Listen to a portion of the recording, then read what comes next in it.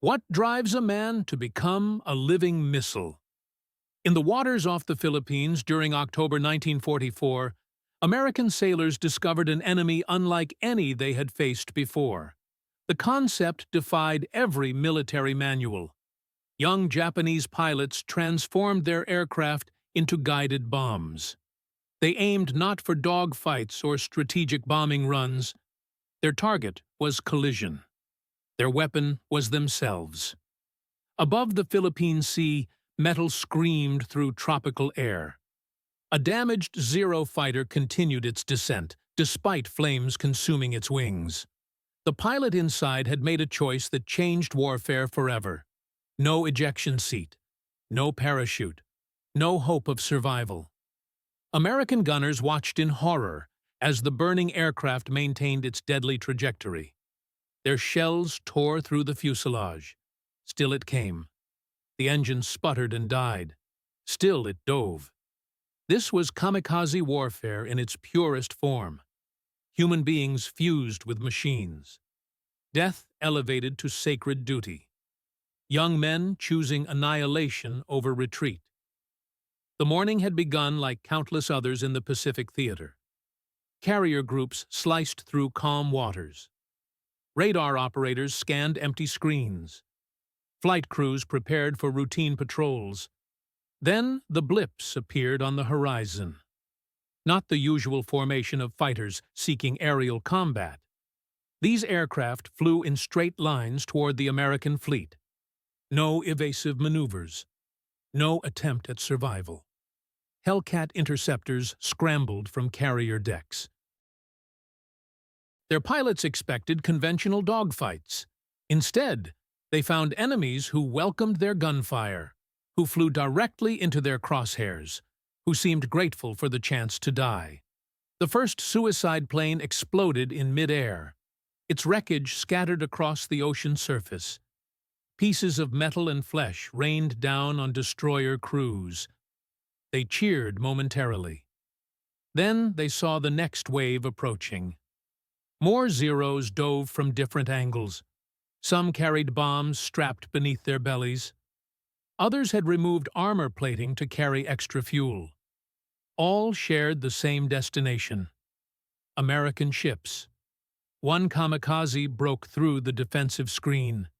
Anti-aircraft guns tracked its approach.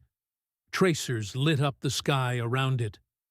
The pilot never wavered from his course. Impact came with volcanic force. The escort carrier USS St. shuddered under the blow. Fire erupted from its flight deck. Secondary explosions ripped through ammunition stores. Within minutes, the ship was doomed. Sailors abandoned their posts. Some leaped into burning water. Others remained trapped below decks as the carrier listed and sank. The ocean claimed another vessel. A single suicide pilot had accomplished what squadrons of conventional bombers could not. This tactical revolution had roots deeper than desperation alone. The ancient code of Bushido provided spiritual foundation. Death in service to the emperor represented the highest honor. Warriors throughout Japanese history had chosen suicide over surrender. But turning this philosophy into military doctrine required different circumstances. By 1944, Japan faced industrial collapse. American factories produced aircraft faster than Japanese pilots could shoot them down. Training programs shortened from years to months, then to weeks. Young men barely out of school climbed into cockpits with minimal flight experience. They could take off and maintain level flight. Landing skills seemed unnecessary for their assigned mission. Navigation training focused on finding enemy ships, not returning home. The Empire's strategists calculated cold equations. One plane plus one pilot could sink vessels worth millions. Conventional attacks might score hits, but rarely guaranteed kills.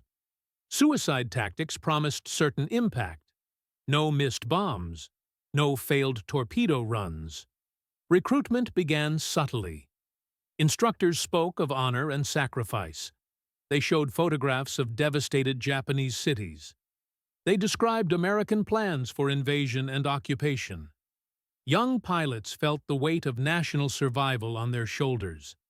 Some volunteered immediately. Others required gentle persuasion. Family honor hung in the balance. Peer pressure mounted. Few could resist when commanders called for heroes. Training camps established across the home islands prepared these human missiles. Student pilots learned shallow diving techniques. They practiced aiming at moving targets. Mock-ups of American ships provided realistic scenarios. The aircraft themselves underwent modifications. Extra fuel tanks extended range. Armor plating was stripped away to reduce weight. Machine guns disappeared to make room for larger bombs. These planes would never engage in aerial combat. Mechanics painted slogans on fuselages. Messages to the Emperor. Prayers for success. Farewell notes to families. Each aircraft became a flying shrine to sacrifice. Meanwhile, American intelligence gathered disturbing reports. Captured documents mentioned special attack units. Prisoner interrogations revealed suicide training programs. Still, the full implications remained unclear. How could any military force deliberately waste trained personnel? American commanders struggled to comprehend the logic. Their own pilots represented investments of time and resources. Losing experienced aviators weakened overall capability. The cultural divide ran deeper than strategic thinking. American society valued individual life. Japanese culture emphasized collective duty. These different worldviews would collide violently over Philippine waters. As October progressed, both sides prepared for decisive battles. Japanese suicide squadrons assembled on remote airfields.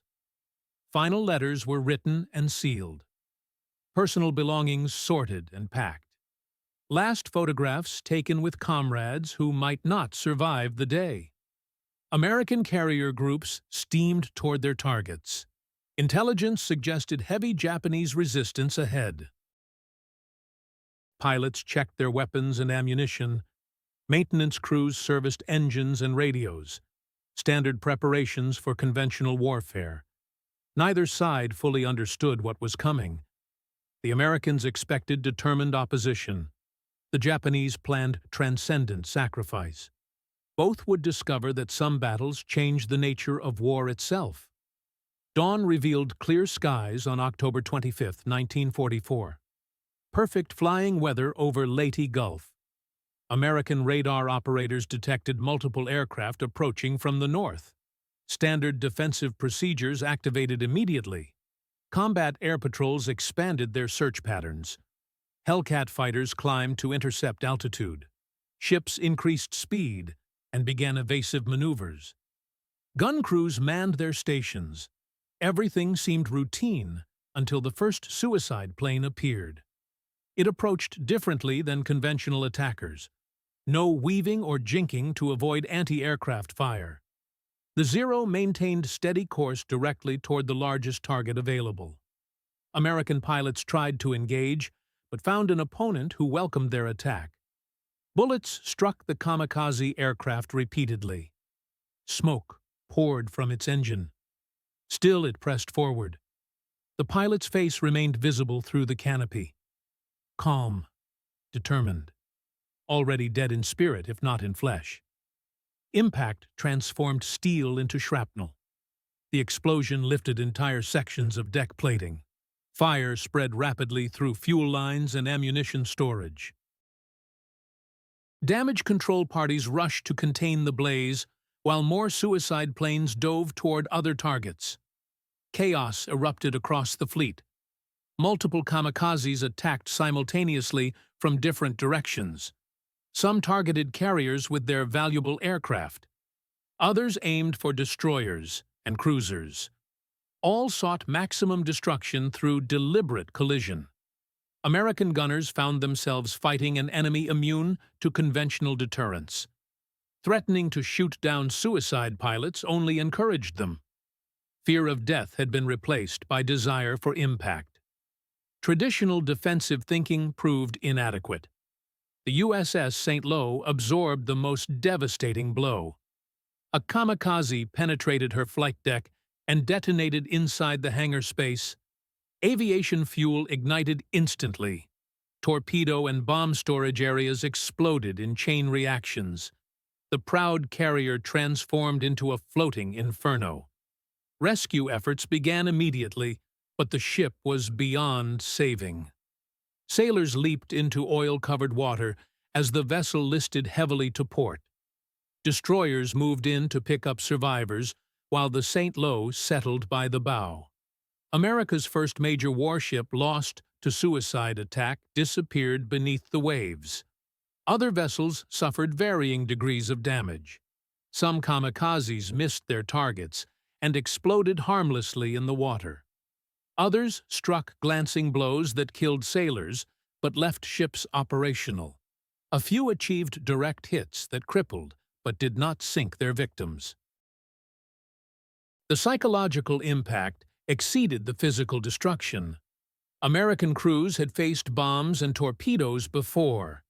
They understood those weapons and knew how to defend against them.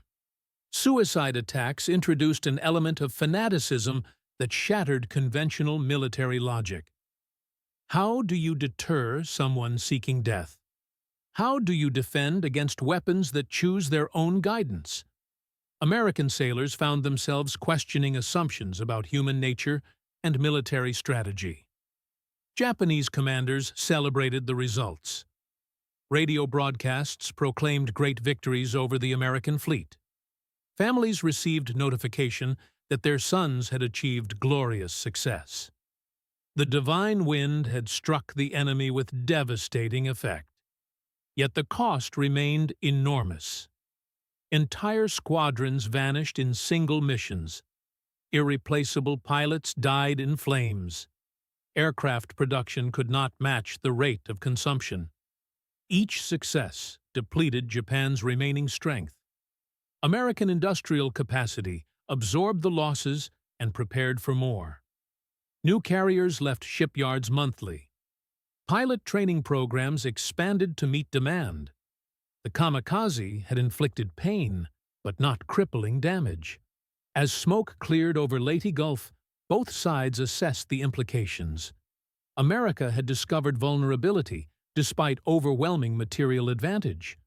Japan had found a weapon that worked but consumed its most precious resource. The battle marked a turning point in Pacific warfare. Suicide attacks would continue throughout the remaining months of conflict. American defensive tactics evolved to counter the new threat. Japanese desperation deepened as conventional forces crumbled. Victory ultimately belonged to the side with greater resources and staying power. But the kamikaze had proven that human will could challenge industrial might. Young men flying obsolete aircraft had terrorized the world's most powerful navy. The legacy extended far beyond military history. Suicide attacks entered global consciousness as symbols of fanaticism and devotion. Future conflicts would witness similar tactics employed by different cultures facing overwhelming odds. In the immediate aftermath, American survivors struggled to comprehend what they had witnessed. Pilots described enemies who flew directly into gunfire. Sailors recalled planes that never attempted evasive action. Officers questioned how to counter opponents who embraced death. Japanese society mourned its losses while celebrating their sacrifice. Cherry blossom ceremonies honored the dead.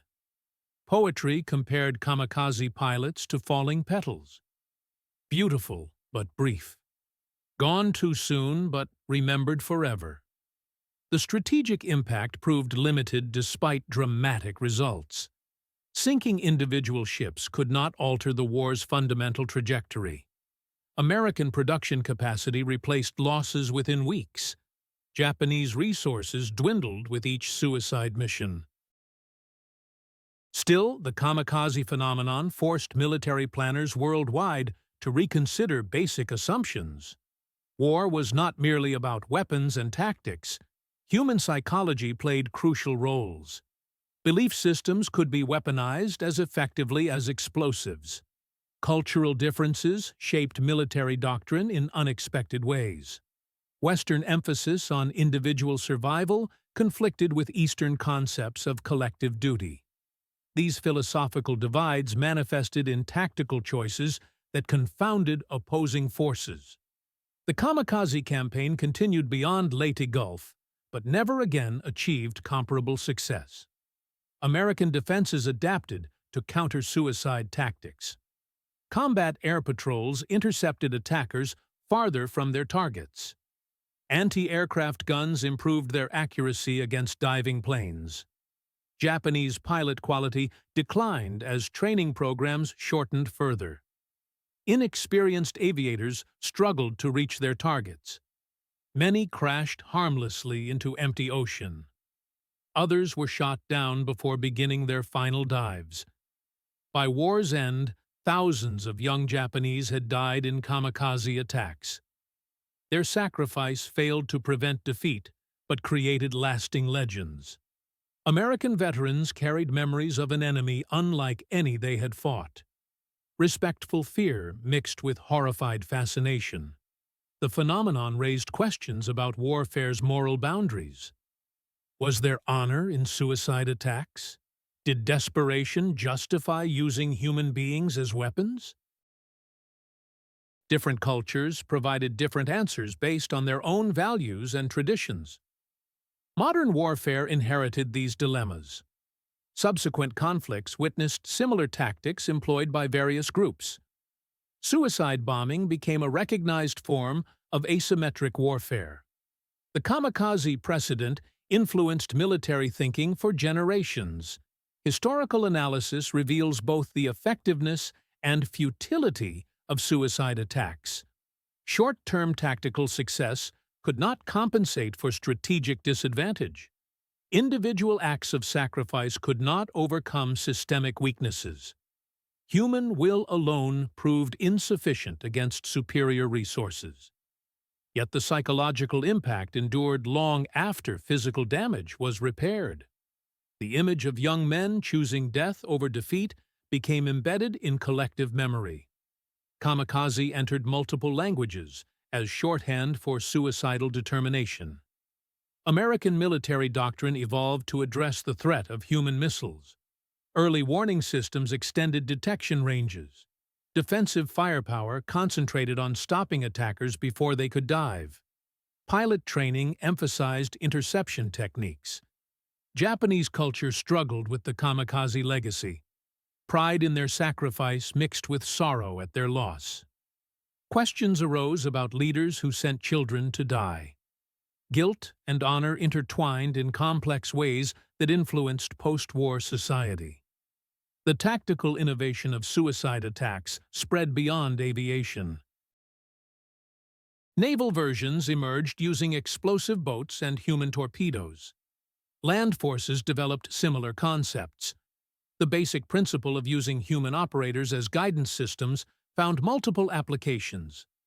International law eventually addressed such tactics, but enforcement remained problematic. Defining legal boundaries for suicide attacks proved challenging. Cultural relativism complicated universal standards. Military necessity competed with humanitarian concerns. The kamikaze phenomenon ultimately stands as testament to human extremes under desperate circumstances. Young men faced with impossible choices made decisions that shocked the world. Their actions revealed both the nobility and horror inherent in warfare. Whether viewed as heroes or victims, kamikaze pilots changed military history forever. They proved that determination could overcome technological disadvantage temporarily. They demonstrated that cultural beliefs could motivate actions beyond rational calculation. They showed that human beings might choose any sacrifice for causes they deemed worthy. The waters off the Philippines still hold the remains of American ships and Japanese aircraft. metal monuments to a clash between different concepts of honor and duty. Reminders that war's ultimate cost is measured in human lives rather than strategic objectives. Understanding the kamikaze requires acknowledging both perspectives. American sailors who faced human missiles deserve recognition for their courage under unprecedented circumstances. Japanese pilots who flew to certain death deserve respect for their dedication to duty as they understood it. History judges the effectiveness of military tactics by their strategic results. By this measure, kamikaze attacks failed to achieve their objectives. Japan surrendered. American forces occupied the home islands. Industrial capacity proved more decisive than spiritual determination. Yet the psychological dimensions transcend strategic analysis. The willingness of young men to sacrifice themselves created legends that outlasted the war itself. These stories continue influencing how societies think about duty, honor, and acceptable costs of conflict. The kamikaze legacy reminds us that warfare involves more than weapons and tactics. Human beliefs and cultural values shape military decisions in profound ways. Understanding these factors becomes essential for comprehending why people fight and how conflicts develop. In October 1944, above Leyte Gulf, two vastly different worldviews collided with violent results. American industrial might met Japanese spiritual determination. Both sides learned painful lessons about the nature of modern warfare and the extremes humans will endure for victory.